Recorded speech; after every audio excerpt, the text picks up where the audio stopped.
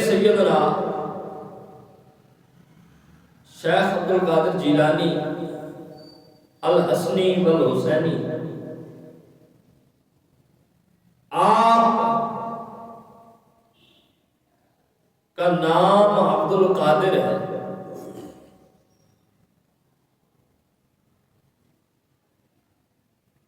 آپ کو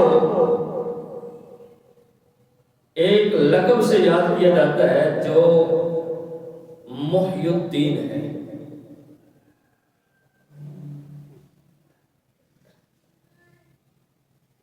آپ اپنے اس لقب کی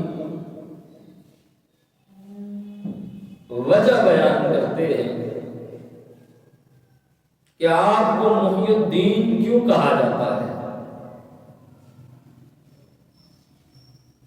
آپ محی الدین کس وجہ سے مشہور ہیں۔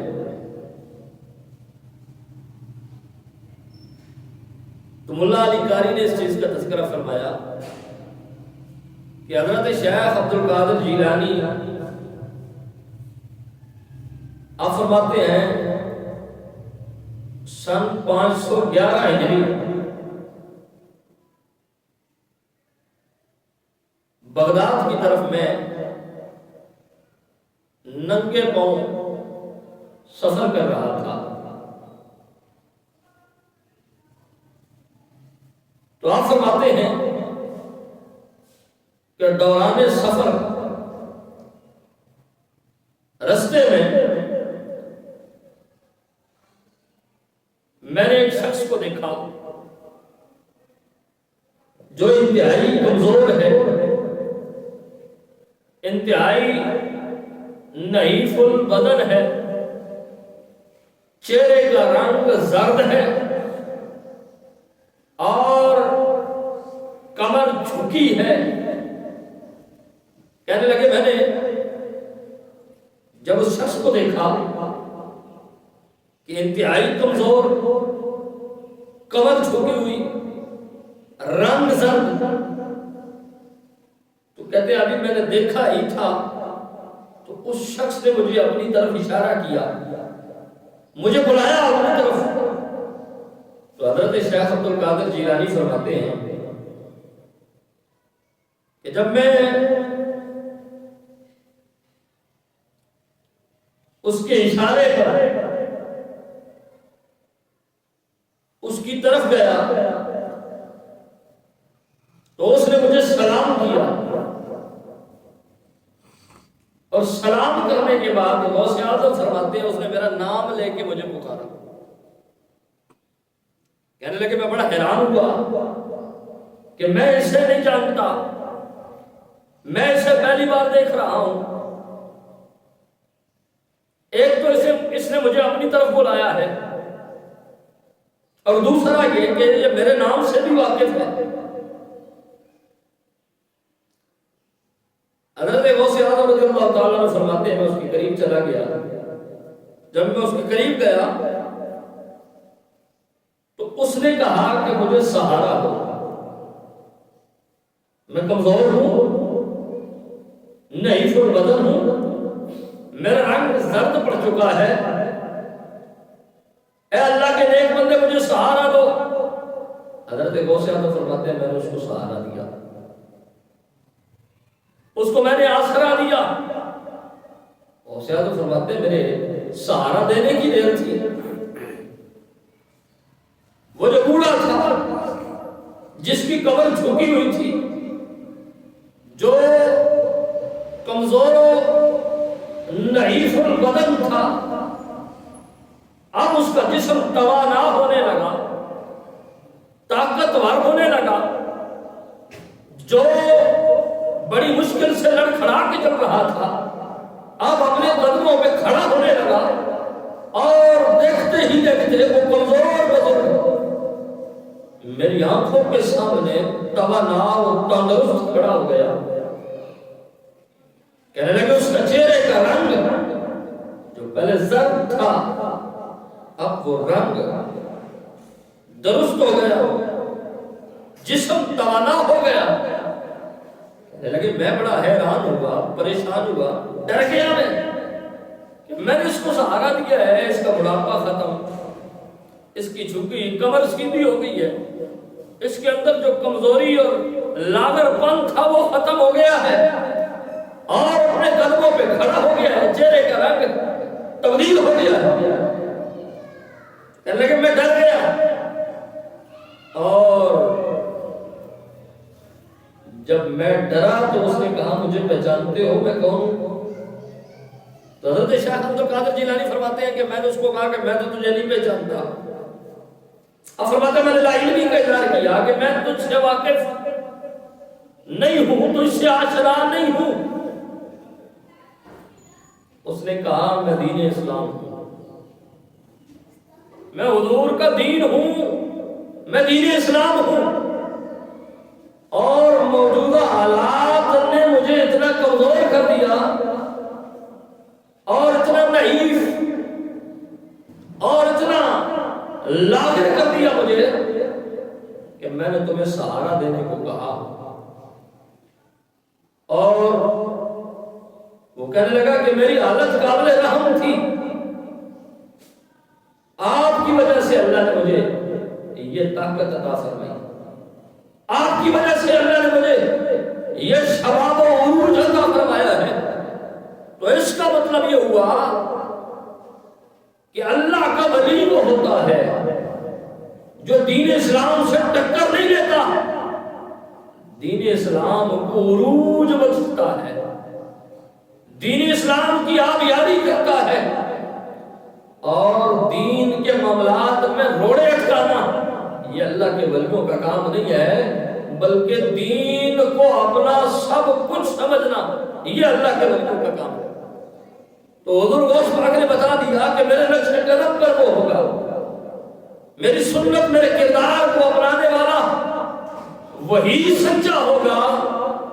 جو دین کے رستے میں روڑے نہیں اٹکائے گا، بلکہ دین اسلام اور شریعت کے لیے وہ سہارا بن جائے گا۔ اب آپ خود اندازہ لگا لیں کہ تعلیمات غوث اعظم بتاتی ہیں کہ دین سے ٹکر لینا مصطفیٰ والوں کا کام نہیں ہے، شریعت کی دھجیاں بکھیرنا یہ مصطفیٰ والوں کا کام نہیں ہے، دین اسلام کو کمزور کرنا یہ یزیدیوں کا طریقہ ہو سکتا ہے، حسین اور حسین کے بچوں کا طریقہ یہ ہے کہ جب بھی دین پر مشکل وقت آتا ہے وہ دین کے لیے مزید مشکلات نہیں کھڑی کرتے، وہ دین کے لیے آسانیاں پیدا کرتے ہیں اور دین کو مضبوط کرتے ہیں۔ جو اللہ کا نیک بندہ اپنے آپ کو اللہ کا ولی بھی کہے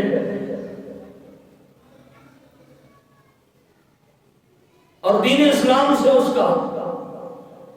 دور دور تک تعلق کوئی نہ ہو، بلکہ شریعت مصطفیٰ کی بغاوت پر اتر آئے،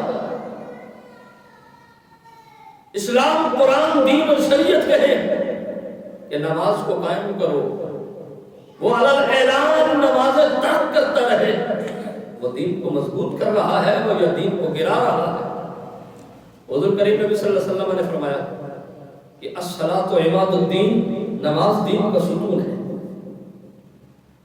اور حضور کریم نبی صلی اللہ علیہ وسلم نے فرمایا کہ جس نے نماز کو قائم کیا ہے اس نے دین کو قائم کیا ہے، اور حضور فرماتے ہیں جس نے نماز کو گرا دیا گویا اس نے دین کو گرایا ہے۔ اس کا مطلب ہے جو نمازوں سے سرعام بغاوت کر کے دعوی ولایت کرتا ہے جھوٹا ہے، کیونکہ ولی دین کی دست و بازو بنتے ہیں، دین کی مدد کرتے ہیں، دین کا سہارا بنتے ہیں، نہ یہ کہ وہ دین کو گرانے کی کوشش کرتے ہیں، دینی معاملات میں روڑے اٹکانے کی کوشش کرتے ہیں۔ حضور شیخ عبد القادر جیلانی آپ کی اولاد سے ہی ہیں، حضور چراغ گولڑا سید نصیر الدین نصیر شاہ صاحب گولڑوی علیہ رحمہ، آپ نے بڑی خوبصورت بات کی، اور کیا خوبصورت اولیاء ہوں، علماء ہوں یا عوام ہوں، پوری امت مسلمہ کو یہ پیغام دیا کہ شریعت سے بغاوت کر کے کوئی نہیں بچ سکتا، آپ فرماتے ہیں ٹکر نہ لے نبی کی شریعت سے ہوش کر. یہ حضور نصیر ملت آپ فرماتے ہیں ٹکر نہ لے نبی کی شریعت سے ہوش کر جہنم میں جھونکتی ہے یہ ٹھوکر لگی ہوئی. فرمایا جس کو نبی کی شریعت کی ٹھوکر لگ جاتی ہے نا وہ پھر جہنم سے پیچھے رکتا بھی نہیں ہے, اس کا ٹھکانہ جہنم بنتا ہے. فرمایا نبی کی شریعت کے ساتھ ٹکر لینے کی کوشش مت کر, کوشش نہ کر. یہ نبی کی شریعت سے جو ٹکر لینے کی کوشش کرتے ہیں دنیا میں بھی تباہ و برباد ہوتے ہیں, مرنے کے بعد بھی ذلیل و رسوا. اور وہ سیاست نے یہ بتا دیا کہ اللہ والے دین سے ٹکر نہیں لیتے ہیں, دین کے مددگار بنتے ہیں, دین کے لیے معاون اور سہارا بن جاتے ہیں جو اللہ کے نیک بندے ہوتے ہیں. دوستان محترم, تو حضور کریم نبی صلی اللہ علیہ وآلہ وسلم کی تعلیمات یہ بتاتی ہیں کہ شریعت سے بغاوت کرنے والا اللہ کا ولی نہیں ہو سکتا. شریعت سے ٹکر لینے والا اللہ کا نیک بندہ کی روح اعظم کی تعلیمات. تو آپ نے فرمایا میں نے دین کو سہارا دیا, دین کو اللہ نے قوت عطا فرما دی, اور وہ بزرگ جو بظاہر کمزور تھا, نحیف تھا, لاغر تھا, رنگ اس کا زرد پڑ چکا تھا, اس نے مجھے کہا کہ میں دین ہوں, ان کے بدعمالیوں کی وجہ سے میں کمزور ہو چکا تھا, نحیف البدن ہو چکا تھا, لاغر اور دبلا پتلا ہو چکا تھا, لیکن اے غوث اعظم آپ نے مجھے سہارا دیا ہے تو اب اللہ نے مجھے طاقتیں عطا فرمائی ہیں. اس لیے غوث اعظم فرماتے ہیں کہ مجھے محی الدین کہا جاتا ہے. محی الدین کا کیا مطلب ہوتا ہے؟ دین کو زندہ کرنے والا, دین کو طاقت عطا کرنے والا. تو جب دین کی سرعام بغاوت ہو رہی تھی تو جو شخصیت دین کے لیے سہارا بن کے آئی دنیا سے غوث اعظم تھی.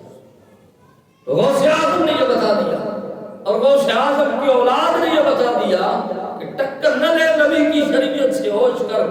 جہنم میں جھونکتی ہے یہ ٹھوکر لگی ہوئی. حضور نصیر ملت چراغ گولہ پیر سید نصیر الدین شاہ صاحب آپ نے فرمایا ہے کہ ٹکر نہ لے نبی کی شریعت سے ہوش کر جہنم میں جھونکتی ہے یہ ٹھوکر لگی ہوئی. تو دوستان محترم, حضور غوث پاک رضی اللہ تعالیٰ عنہ کی یہ تعلیمات, حضرت سیدنا غوث پاک رضی اللہ تعالیٰ عنہ کی